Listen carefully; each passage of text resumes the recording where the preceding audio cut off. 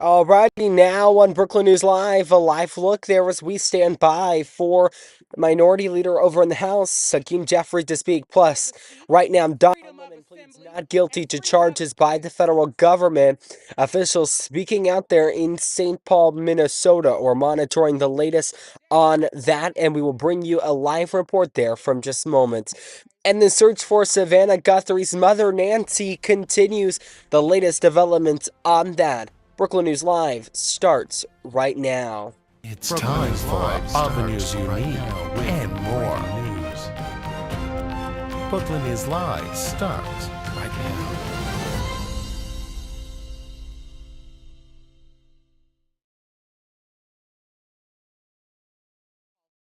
Alrighty, it is good to be with you. Sorry, we're having a little bit of a technical glitch there, but you're taking a look live there as officials for Don Lemon speak out after he pled not guilty. If you remember, he was charged with First Amendment related and religion related charges after his coverage of a protest at a city's church in St. Paul, Minnesota. Let's turn the audio up and listen in. Not going into church on Sundays and preaching, and then Monday through Saturday, you are condoning brutality, terrorism, abuse, violence against women, and even murder. That is not acceptable. It is unconscionable. So we will continue to stand. These charges need to be dropped right now.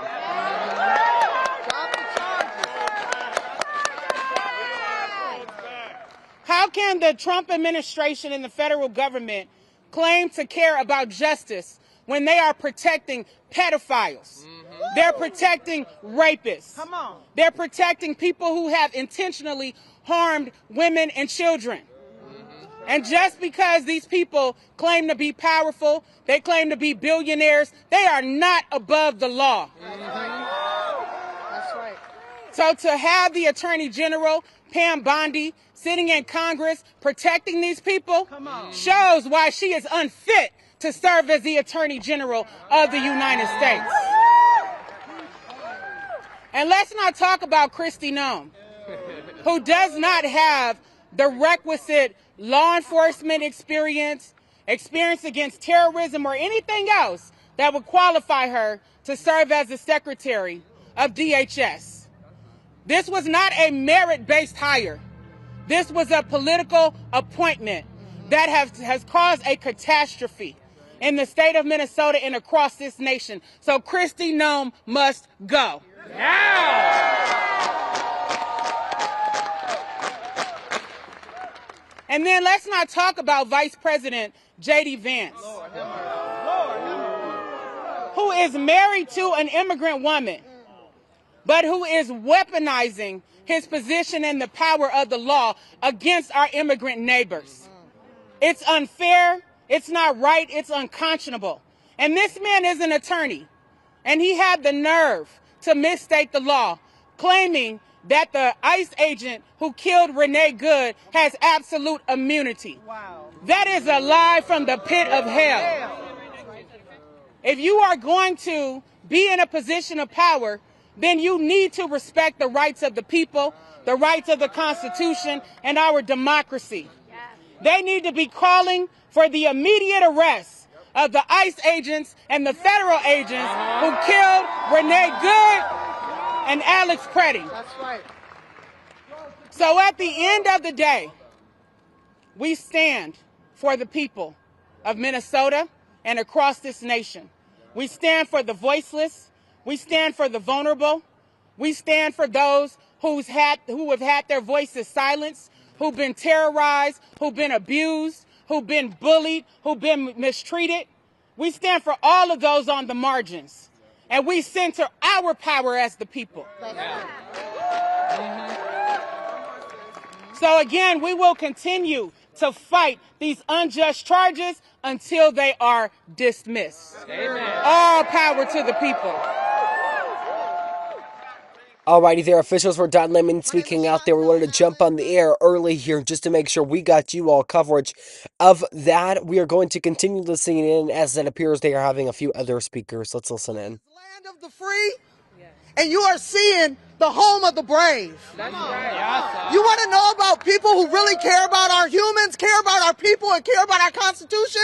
Look at the people that are taking a stand in Minnesota right now. That's right. Look at the people that are standing up for our children right now. That's right. Look at the people that are taking the time to sit with their moral compass and make a decision that is not based on so-called law and order, but on centered morality around God. I need everybody. We see what happened in Minnesota. Everybody checked their moral compass. That's right. And they showed up in the streets. That's right. And they made sure that our neighbors were safe. That's right. They made sure that we had each other to lean on. That's right. We made sure that there was food. We made sure there was mental health supports. That's right. We made sure that there was safety, right? We need the whole country to step up right now and demand that this is land of the free and home of the brave. That is a very real thing, and I want everybody to grab onto that. That was not just for the white man who wrote the line. That was for every single person that stepped into the land of the United States of America. Everybody who came here and said, I want something better for my family. Everybody who came here and said, I want to contribute to a society that cares about people, that cares about freedom. Everybody who showed up in this land and said, I will work hard to make sure that my family and my neighbors are well taken care of. And we saw that with our very own eyes here in the state of Minnesota. We saw that. People gave themselves, they gave their resources, they gave their time to make sure that our communities are safe. And so, as a school board member, I'm going to say, check your moral compass right now. Because our babies are scared, our babies are living in fear, and our babies are not learning right now because of what this administration is doing to our community. Check your moral compass and do something about it. All right. That's right. The woke farmer in New York. Yeah. Go ahead. All right, again, speakers there that were inside the courtroom now telling us exactly what they heard, what they saw, as Don Lemon pleaded not guilty to charges. I'm Jackson Mitchell. This is Brookland News Live. We are outside today. It is Friday the 13th. Is that a bad thing? I don't know. You guys tell me. I don't know. Do you believe in that kind of, I don't know. Is it a myth? Can you call it a myth? That Friday the 13th is always a bad day, but it is Friday, February 13th, 2026. It is good to be with you. We have a lot we are going to get to. First, I want to start with what it looks like behind me. It looks great outside. The sun is out, but I'm in a position where it's actually a little bit out of my face and a little bit out of my eyes. I'm still a little bit under the weather. I don't know if you guys joined me yesterday. It was pretty rough. I have plenty of cough drops on the set here with me, so I should be okay as the broadcast goes on, and I am okay to continue talking. So we're good on that aspect of things. And I will tell you, I'm probably going to be doing what I usually do when we're inside, where I'm looking down a lot at my computer and at my equipment there. But so just please ignore that. But I did just want to tell you, it does feel great outside. So if you're going to step outside, unless you're one of those that tends to get really cold easily, it is about, I don't know, 50 something degrees. Let me check my phone and see. It is 62 degrees. So I actually lied to you. 62 degrees. What does it feel like? And it feels like 65. It feels nice outside, guys. So, if you're gonna step outside for the day, it does feel great to be out here. So, that is a good thing. Something good that we have seen, because when we look at tomorrow, early into, or I should say, late into tonight, early in tomorrow morning, it's gonna be rainy. It's gonna be a rainy Valentine's Day. We've got something to talk about on Valentine's Day coming up a little later. But we are going to start Brooklyn News Live right now. It does start with breaking news. It's time for all the news you need and more. Brooklyn News Live starts right now. Alrighty, it is good to be with you again. I'm Jackson Mitchell. We were just talking a little bit before we had to roll that again. It is 2 p.m. here Central Time. Good to be with you. We want to take you right now live over to Capitol Hill as a partial government shutdown has begun. The Department of Homeland Security said to shut down later today. Let's tune in and listen in to House Minority Leader Hakeem Jeffries speaking from Capitol Hill. By failing to pay SNAP benefits. That was the Republican strategy.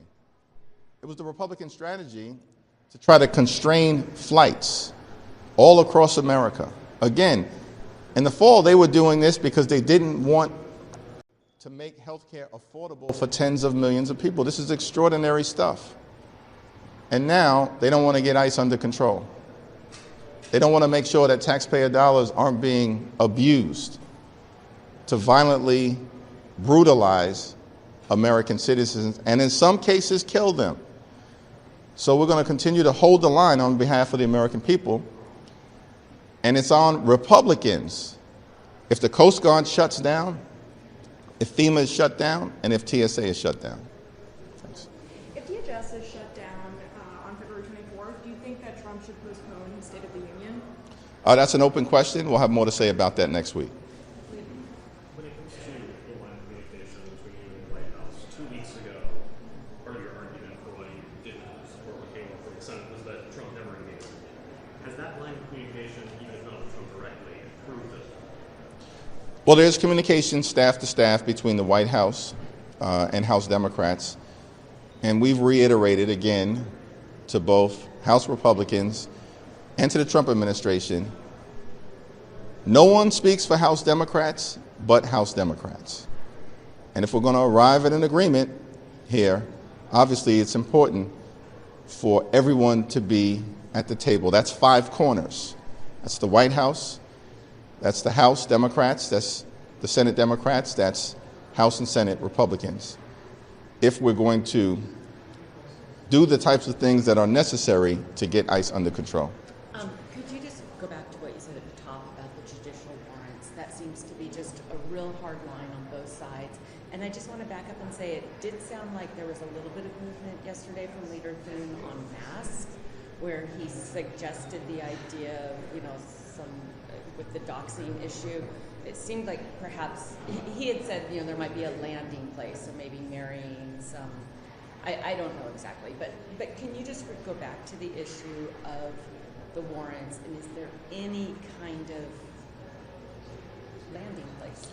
Seems to me, based on the silence of House and Senate Republicans today, literally hours away from a partial government shutdown, that the extremists here in Congress know that they have a weak hand. Their position is very weak. And they can't defend the type of violent, out of control brutality that the American people have seen being inflicted on them by ICE, taxpayer dollars being used to brutalize them. So our view related to masks and a whole host of other things that we laid out comprehensively in our 10-point list of demands. These are the type of things. Alrighty, if you're just joining us, these are remarks coming into us live right now from Capitol Hill from House Minority Leader Hakeem Jeffries. He is speaking on the partial government shutdown that is very likely and will begin tonight, essentially. And it affects, it's a partial government shutdown this time. It will affect the entire Department of Homeland Security. We'll have, on the other side of this conference, we will have what the DHS funds. Let's turn this back up and listen in. Every single change needs to be ironclad and part of the law. And can you say, will your counter-proposal, Democrats' counter-proposal, go back today? House and Senate Democrats are working feverishly together, both at the leadership level and at the appropriations level. Thanks. You mentioned funding for the Coast Guard and TSA, but what do you say to those Americans who question the point of the shutdown if ICE was given 7 times their budget in the president's reconciliation bill and is going to continue operations? The one big ugly bill is going to be an incredibly important part of the discussion that we're going to have with the American people over the next few days, next few weeks, or beyond, depending on what Republicans decide to do. The notion, and we want the American people to understand this, that your taxpayer dollars in the one big ugly bill were used to provide massive tax breaks for Republican billionaire donors and to give DHS a $191 billion slush fund, which includes $75 billion to ICE, being used to brutalize you. Republicans did that in their one big ugly bill. And they also enacted the largest cut to Medicaid at the same time in American history, ripped health care away from 14 million Americans in that very same bill, the one big ugly bill. And by the way, they also enacted the largest cut to SNAP in American history, $186 billion in that one big ugly bill. And so we're going to put that toxic legislation at the center of this discussion. And you're absolutely correct. Part of the reason we're in this situation right now is because of what Republicans did on a partisan basis in creating a slush fund used to violently brutalize the American people, unleashing untrained, masked ICE agents in American communities all across the country. Unacceptable, unconscionable, and un-American. Now, the reason why we have to have this confrontation on behalf of the American people is because in a spending bill, we have the ability to legislate dramatic change. That's what we're doing. And the reason why we're confronting the possibility of a shutdown in a few hours is because Republicans are unwilling to enact change that is dramatic. We believe any changes should be bold, should be meaningful, should be dramatic, should be transformational, should get ICE completely and totally under control. If this extends into a week from now, when the House and the Senate are back, do you think that Representative DeLauro's bill has a chance of making it to the floor to fund these other agencies, departments under DHS, except for perhaps ICE? It's definitively my view, I believe it's the view of the House Democratic Caucus, that the Trump administration and Republicans should not hold the TSA hostage, should not hold FEMA hostage, and should not hold the Coast Guard hostage. And so Mike Johnson should call the Congress back again. I mean, are we going to be on a similar trajectory where literally during the 43-day Trump Republican shutdown, House Republicans were on a 7-week taxpayer-funded vacation? I'm here. Where are they? Again, we're ready, we're willing, we're able to sit down to solve this problem, but it's got to be decisive, it's got to be dramatic, it's got to be bold and transformational and meaningful. And the ball is in the Republican court right now. Thank you, everyone. Good job. House Minority Leader Hakeem Jeffries there holding a press conference on Capitol Hill amid a partial government shutdown that will begin tonight. The partial government shutdown will be affecting the entire Department of Homeland Security, which, as you heard, outlined there by by Representative Jeffries, by Minority Leader Jeffries. He says it's going to affect people like that work at the Coast Guard, the Federal Emergency Management Association, or FEMA. It's affecting things like ICE, even though it was pointed out by a reporter's question that ICE is going to be funded and continue their operations throughout the entire thing. Sorry about that. We lost your camera there for just a second, but we're back now. But they will continue their operations, even though this is why this is all happening, because Democrats said, hey, we're not going to pass and keep the government open if we don't relook at how ICE is being funded. Then that began this kind of 2-week period where they said, okay, we'll give you all 2 weeks. We can debate how ICE is going to be funded. Democrats had a number of demands. We outlined some of those yesterday while we were on the air for Brookland News Live. And Republicans said, well, we're not going to give you every single thing you want. And Democrats said, are essentially not budging on their demands, what they want for ICE. It includes things like wearing body cams and better documentation of incidents and no more roving patrols. And that's something that I believe we aired a press conference yesterday from a Senate Minority Leader, Chuck Schumer, the Democrat leader there. And he was outlining kind of things that had to end and how they were simply not going to budge when it came to that. So now tonight at 11:59 p.m., the Department of Homeland Security will be not funded again. It also affects maritime security and law enforcement, U.S. Coast Guard, Secret Service, cybersecurity and infrastructure, the Cybersecurity and Infrastructure Security Agency, or CISA.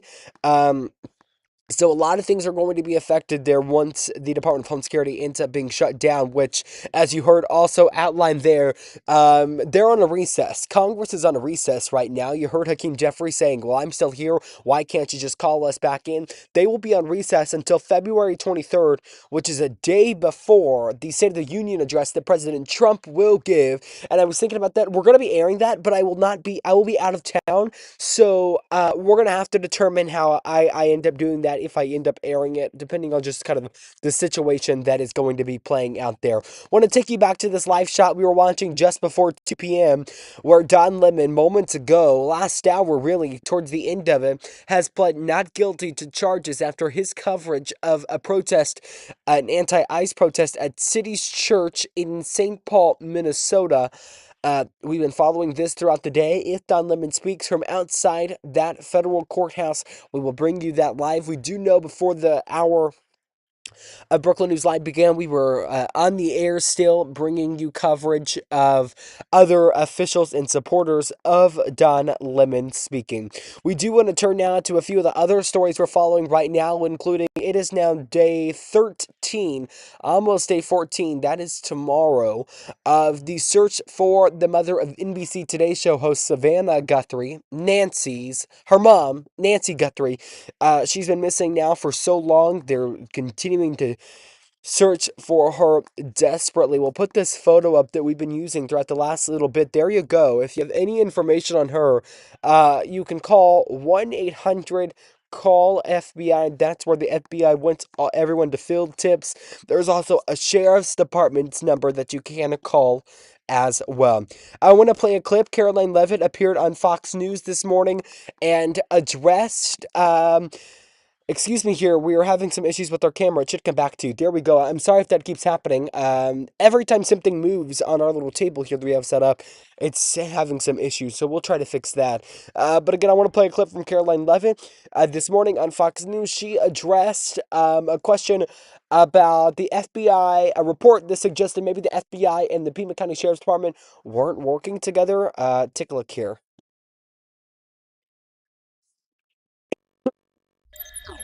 To take over the investigation would, of course, need the local authorities to hand it over to them. And I spoke with Director Patel late last night, and he assured me the FBI has been on the ground. In fact, Director Patel himself was on the ground in Arizona this week, and that we are offering the full resources and weight of the federal government to help local authorities bring this case to an end, to bring Nancy Guthrie home. President Trump immediately offered that when this case was first heard about, when this news broke, and our hearts break every day that this goes on. And again, the FBI is on the ground wanting to assist in any way that they can, and they have. You saw last night, Director Patel and the FBI released additional information and photo evidence. They have also upped the reward for anyone who comes forward with the suspect. And of course, they have the FBI tip line, which they are actively working to work through any credible tips that can lead to a closure in this horrific case. So there you go, Caroline Levitt there fielding that, saying, the FBI is doing everything they can to help the Pima County Sheriff's Department as they continue their search for Nancy Guthrie. She also mentions the FBI now upping the reward for anyone that has information leading to the finding of Nancy Guthrie from $50,000 to $100,000. So that reward has now been doubled. This comes out, we're getting new video in showing the suspect. You're taking a look there first, though, at an image showing signs being placed on billboards. This is across in Los Angeles, showing Nancy Guthrie. She's 84, 5'4", 150 pounds, and where to go if you have any tips on her. So not only are we getting things like this as the FBI and everybody continues their search for her, but now we're getting some new video in from doorbell camera. We cannot confirm that this is the suspect, but this video does appear to show something, a suspicious male in or around Tucson, Arizona, where Nancy lives, a little bit before the abduction, the kidnapping of Guthrie had occurred. You saw that first video. Now you're going to see the second video. This one actually has a little bit of sound. You might be able to hear it in the background here in just a moment, but you'll see just kind of suspicious actions. You'll see just kind of, it doesn't appear right. He's twiddling around. He's touching the doorbell. He's and things of that nature. So police, of course, they say they are investigating new videos, new things coming into them. These videos were not released by law enforcement. They were rather obtained by Brookland News here. So do want to let you know that those videos are not coming from law enforcement, and again that we cannot independently confirm. Now, the video that we've all been following, we covered this a little bit yesterday while we were on the air. Excuse me, this is the wrong clip, but this is a clip that I can show you. This is Savannah Guthrie's post on Instagram. It's a video, her sisters, her and her mother, with some rather emotional music behind it. Of course, Savannah Guthrie, she's released now multiple videos throughout the search for her mother, and it has been so critical. At first, she said she's going to pay the ransom because, if you remember, there have been a few ransom notes now. She said she was going to pay. She said they're willing to pay, essentially. TMZ is the one, and a local news organization is the one who has received these ransom notes. They are now saying that they're monitoring these Bitcoin accounts because that's how they're requesting it. It's what, $6 million that they're wanting in Bitcoin. Savannah Guthrie indicated in a previous video posted to her Instagram page saying kind of, we are willing to pay if that is what is necessary to get our mother back. TMZ, who's been monitoring these Bitcoin accounts, says that has not occurred. But what I did want to show you was video of this suspect released by FBI Director Cash Patel, or really just the entire. This is doorbell camera footage from the home of Nancy Guthrie on the night of her abduction, which was Saturday night, Sunday, when she was originally reported missing. You'll see this man. His entire face covered. The only thing we can see, eyes and a mouth. He does have a backpack on. Of course, all of these things interesting because now law enforcement is asking nearby residents, hey, do you have any footage from your doorbell, from anything showing this suspect? What's also interesting about this is that originally law enforcement said that they were unable to obtain the doorbell footage from the home of Nancy Guthrie. Now they have it, and now we're watching it here. So again, if you have any information, you can call 1-800-CALL-FBI. That's the place to go.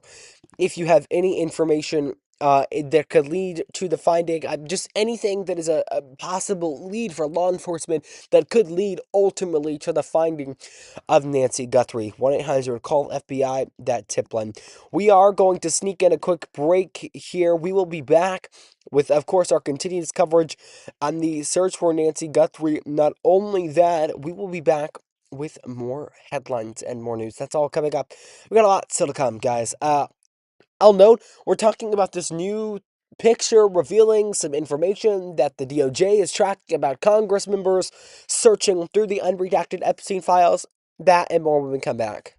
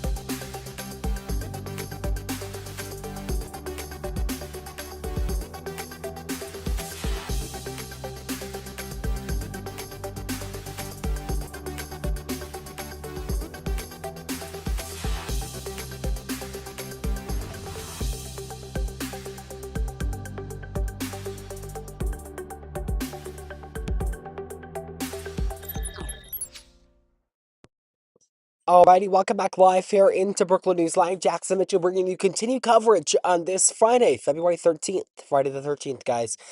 Okay, I want to take you right now to this camera that we've been monitoring since the hour had begun, really throughout the day, honestly. As Don Lemon, again, he's pled not guilty to charges after his coverage of a protest in St. Paul, Minnesota at a city's church. We were hoping maybe he would speak. We have not seen that so far, but there is a large group of First Amendment right protesters there and anti-ICE protesters as well there. So we will continue monitoring this live camera that we have outside of St. Paul, Minnesota. When we get an update, we will bring that to you. Okay, I want to show you guys something. So we brought you highlights yesterday of Pam Bondi's testimony. Well, Representative Jayapal, Representative Jayapal, the Democrat from Washington, a new photo was revealed. I'll just show you the photo before we go into all of this. A new photo shows that while she was being questioned by Representative Priscilla Jayapal, her research had the search history of Jayapal. So pretty much congressmen and women, they can see the Epstein files unredacted if they schedule an appointment with the DOJ. A lot of representatives, a lot of senators have already done that. She did the same, and in her research, it shows her search history. She says that is exactly what she did search. She confirms it. In an interview with MS Now, she's now saying, she now kind of responds not only to that, but she kind of says what it felt like questioning Pam Bondi, the Attorney General, on the Epstein files. We're gonna play this entire clip, and before she actually responds, it kind of shows the highlights of her questioning with Pam Bondi. So I'm gonna play this clip from MS Now. This is from yesterday on Ana Cabrera Reports. The survivors in the room, if you are willing, please stand. And if you are willing, please raise your hands if you have still not been able to meet with this Department of Justice. Please know for the record that every single survivor has raised their hand. Will you turn to the survivors? This is not about anybody that came before you. It is about you taking responsibility for your Department of Justice and the harm that it has done to the survivors who are standing right behind you and are waiting for you to turn to them and apologize for what your Department of Justice has done. Members get to ask the questions, the witness gets to answer in the way they want to answer. The Attorney General can That's respond. not accurate, Mr. Chairman. Because she doesn't like the answer. So, Mr. Chairman, why I have asked didn't she ask Merrick Garland this? I am Twice reclaiming when he my sat in my time, and chair. when I will reclaim my continue to time, answer. it is Mr. Chairman, the gentlelady's reclaimed her I'm not going time. to get in the gutter for her theatrics. The time belongs to the gentlelady. The gentlelady has 17 seconds. Thank you. You're not going to answer this question, so let me just Chairman, say I'll this. direct it to What you. a massive No, I'm cover-up. answering a Mr. question. Chairman, will you restore her time? The witness is I'm not going to interrupted. get in the gutter with this woman. Stop the She's time doing and theatrics. let me Democratic Congresswoman Pramila Jayapal of Washington joins us now. Congresswoman, what was going through your mind when that was how the Attorney General responded to your questions and the survivors? You know what, Anna, what I really was stunned at is I gave her an opportunity to turn around on a very human level and as the head of DOJ and apologize right then and there to the survivors for what her Department of Justice had done. She could have taken that moment. It would have been very powerful had she actually issued that apology. But instead, she chose to try to confront me. I think she was flustered, thrown by my request that she turn around and apologize. She didn't want to do that because they never want to admit that they've done anything wrong, but this was clearly botched. And the harm to the survivors was irreparable. And that is why it was so important to bring them into the room and to have her take responsibility. So there you go. There's Pramila Jayapal on kind of just telling her about the question and speaking to MS Now about the questioning. Now, she directly responded to what we were just talking about, showing you that image. I'll show it again. I'm not sure that we got fully through it, but essentially, it is a picture that shows research done. So pretty much it was research about everyone that was on this committee questioning Pam Bondi in order to kind of fire back at them if it was necessary. Uh, this is usually done by witnesses, especially when they know the hearing is going to be pretty heated. And in the research for Pramila Jayapal, it was her search history for the Epstein files. She confirms it was her search history. I'm going to show you another image here in just a second because this is her response. This is Pramila Jayapal's response. She says, quote, "It is totally inappropriate against the separations of powers for the DOJ to surveil us as we search the Epstein files. Bondi showed up today with the burn book that held the printed search history of exactly what emails I searched. This is outrageous, and I intend to pursue this and stop this spying on members." And you see the photo there showing, it's actually clear. You can actually be able to read exactly what is on that paper there from Pam Bondi. So, extremely remarkable. Now, the DOJ kind of defending people. I've heard people defending it, not specifically the DOJ at this point in time, but they're essentially saying, well, they're doing that because if any information gets leaked, they have to have somehow how to track it back to who actually leaked the information, who may have had access to the information that could have leaked this redacted knowledge. So, of course, the Epstein files, a really heated topic right now. Really heated topic. A lot of people are talking about. A lot of people say all the answers are not out yet, and that there is still more questions remaining. Another quick break. When we come back, the future of Venezuela. So after the capture of Nicolas Maduro, where do things stand now in Venezuela? Does the U.S. have control still? What does that look like? We're bringing you an update there when we return back here in just 2 minutes.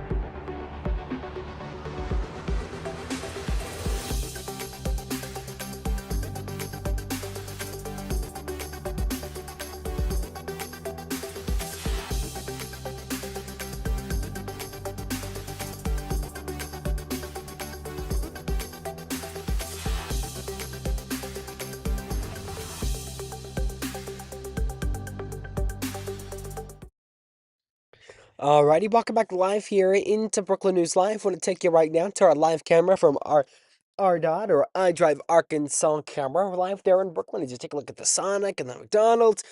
Let's update you on your forecast, guys, because it is going to be a rainy Valentine's Day tomorrow. So, not sure what your plans are. Hopefully, you've planned around the weather as we go into tonight, though. Overnight lows look like about 46 degrees again on Saturday. Rain all day mostly. It's all going to start in the morning, go throughout the day. Storm total rainfall likely to be around 1 to 3 inches. So just a slow and rainy day.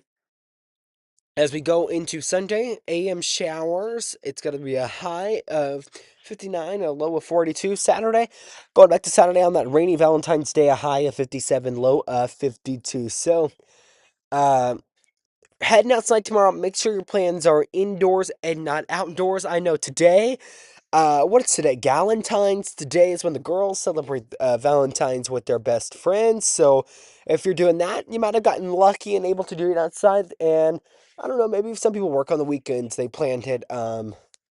They plan their Valentine's Day celebrations for a day like today when it feels great. If you're stepping outside, it feels good. The sun has actually peaked out a little bit more than when I came on the air originally, and it still feels really, really nice. So, only part of me that's maybe a little bit chilly are my fingers, but it's nothing like I'm not freezing like I was when we were outdoors doing our coverage during Winter Storm Fern. So, I feel nice, compared to that. So I'm only wearing a long sleeve shirt and jeans.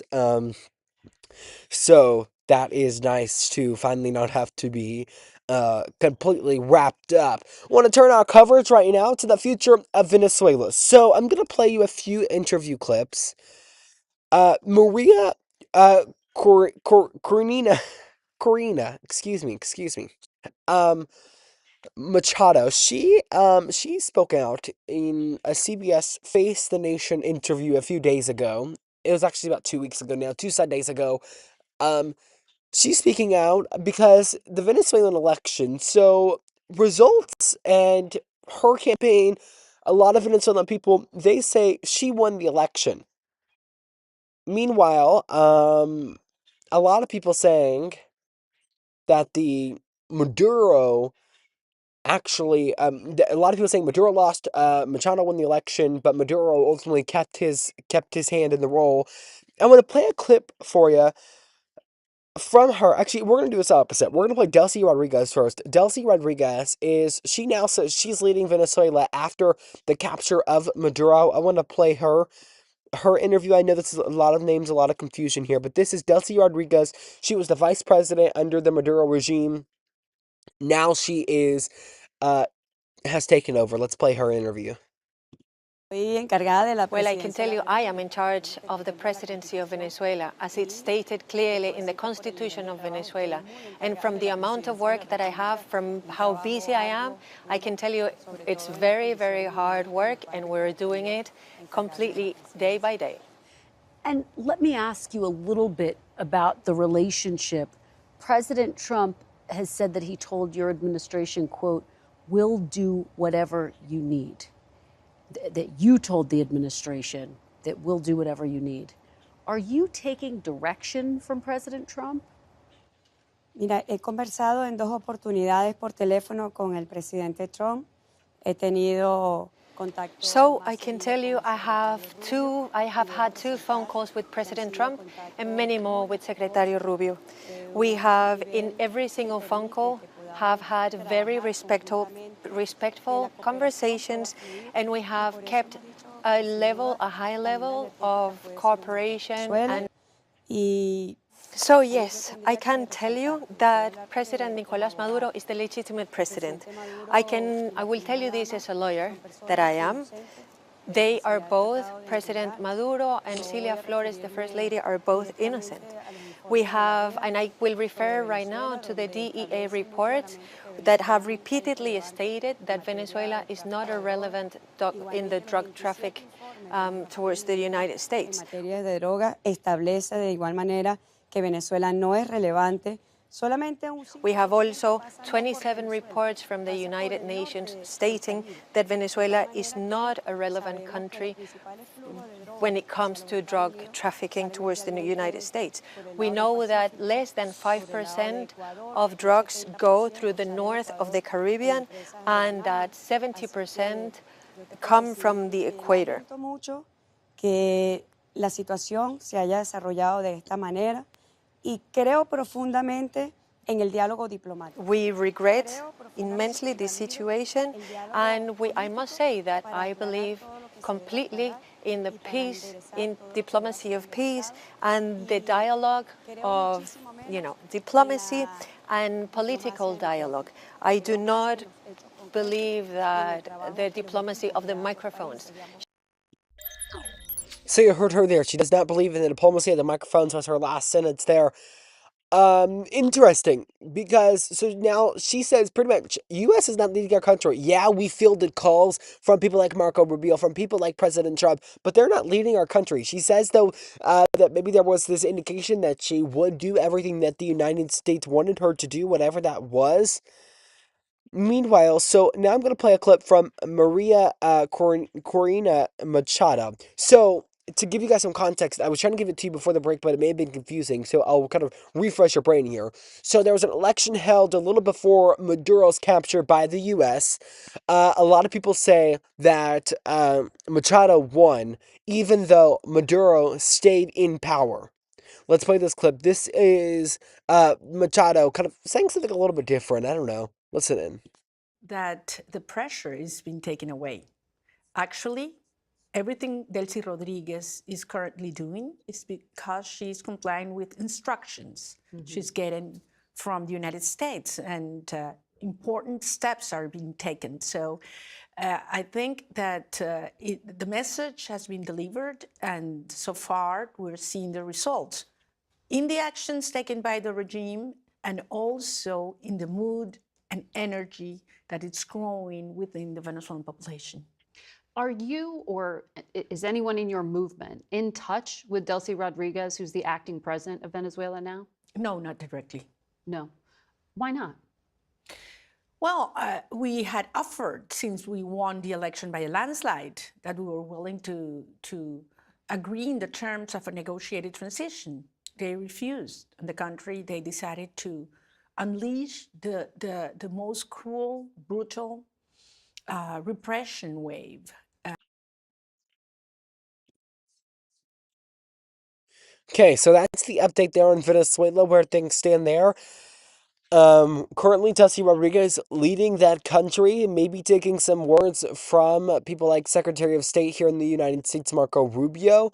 We're watching for updates there in Venezuela, if we get any, of course, after the capture of Nicolas Maduro here in the U.S. We are going to take another quick break. When we come back, McNuggets? Caviar. Yeah, we're talking about like McDonald's chicken nuggets. Interesting story. Maybe that's how you could celebrate your Valentine's Day. We'll break it down here in just a few moments.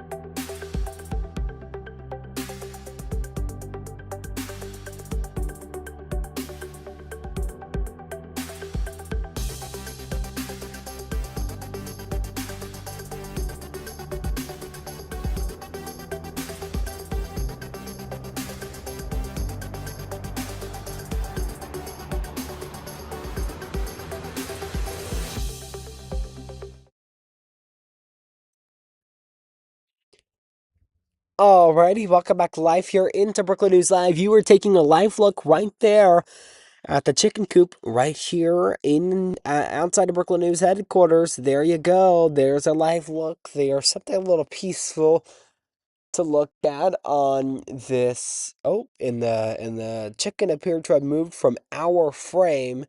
But something a little not so, I don't know, it's more happy to look at there for just a moment there, as you were taking a look there for just a second. Still to come right here on Brookland News Live, McNugget Caviar. We're back in a moment.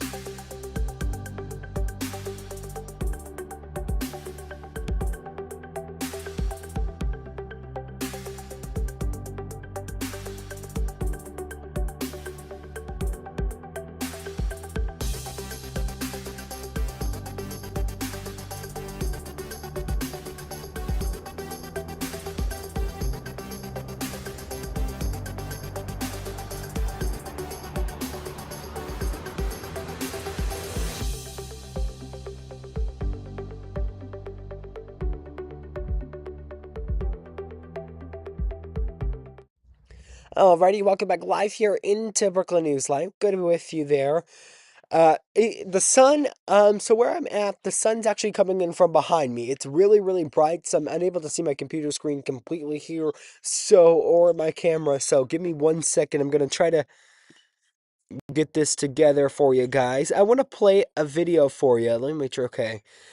So, McDonald's it was only available on February 10th. It's now sold out, but McDonald's was selling caviar.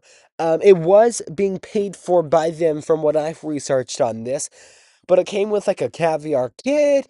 And you see there in the photo a $25 gift card, McNuggets, fries, and caviar to place onto your nugget. Okay, I wish I would have signed up for it and gotten this because I definitely would have tried to live on air with all of you guys. But since I was unable to, I want to show you a clip from today with Jenna and Chanel, excuse me, as they tried it. This was on NBC the other day. Go ahead. Will you bring out these McNuggets with caviar? Oh, we forgot about the McNuggets. Today's the day.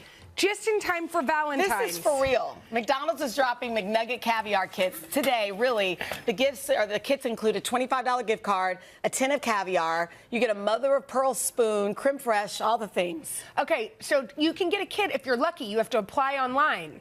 How many are they giving away? I don't know. Limited supply could mean 4 or 40. We don't know.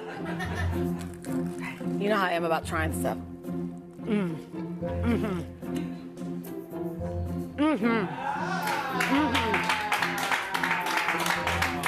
I'd go on the line and apply right now. Do you remember we had those like drops that taste like soup? And we were like, this? No, this is the opposite. I'm going to put more. You just put more on there. Well, I hope it's good. Something about McDonald's caviar seems like an oxymoron, but here we go. This is a yes. Okay, we're good. Really good. Okay. We've got a great show for you. Okay. I've actually never had caviar at all, so I'd be interested in trying it. I don't know. So there was that. It was only available on February 10th. I wish I would have brought you this segment a little bit earlier, but I just figured out about this the other day, guys. So I wanted to bring that to you. A really interesting story. McDonald's caviar? Is that on the dollar menu too? Okay. We're going to be back here in just a moment. Just before I came on the air, I was taking a look at the Olympics. I was watching the Olympics as I prepared for the show, so I want to bring you guys an updated look at the medals. What scores stand? Is the U.S. leading when we come back?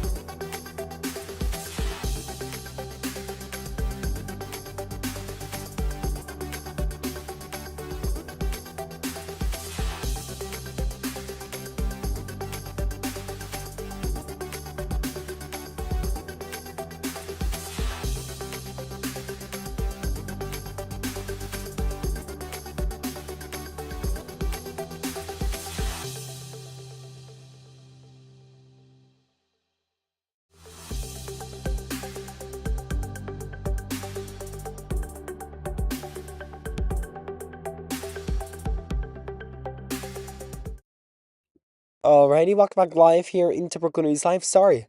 Where I'm at right now, there was a dog that had clearly gotten out of their fence, and the person was trying to get it back. So, when you're in a small town, things like that happen. So, a dog had gotten out of the fence, and they were trying to get it back. So, looks like they've gotten it back. I can't see it off in the distance anymore. So, there's that. Want to turn right now? Olympic scores. Want to bring you an update here. We're going to start doing this probably day by day as the Winter Olympics in Milan continue. A live look there at the scores, the medals. It's how they do scoring there at the Olympics.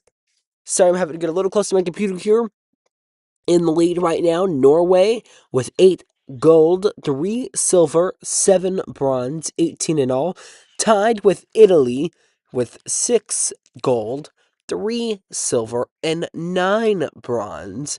The United States been in third for quite some time now with 4 gold, 7 silver, and 3 bronze, 14 in all. Come on, guys. Come on, guys of the United States. We got this. We're going to win first this Winter Olympics. Fourth right now, 4 gold, 5 silver, 1 bronze, 10 overall goes to France. Germany at 5 with 9 medals overall. The list goes on all the way to 9 right now. I wonder if I'm actually able to scroll down. Oh, can you guys see it now? One moment, guys. We may have lost it there for just a second. Oh, it looks like we had it back. Sorry about that. When we go down there, keep going down. You got all these places.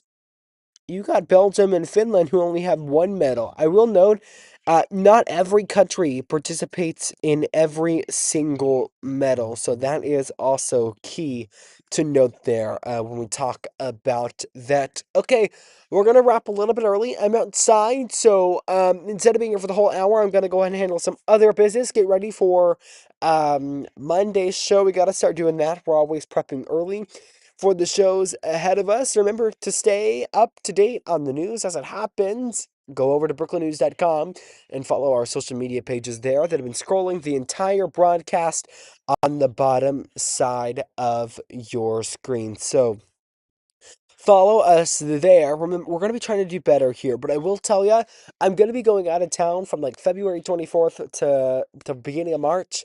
Meaning, Brookland News Live likely not going to be happening. I'll try. I'll see what I can do. I'll see what I can bring. I'll try my best. Just be aware that I won't be here, meaning I'm going to try for the State of the Union at least to be on the air, so I was mentioning that a little bit early. Remember that you can join us. Let me get the clip up ready for you.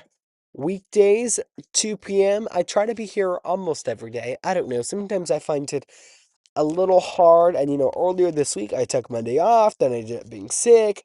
Blah, blah, blah. Who cares, Jackson? But that is going to do it for us. Again, follow us on the social media pages there on the bottom of your screen. Hope you all have a great Valentine's Day. Don't get too wet out there.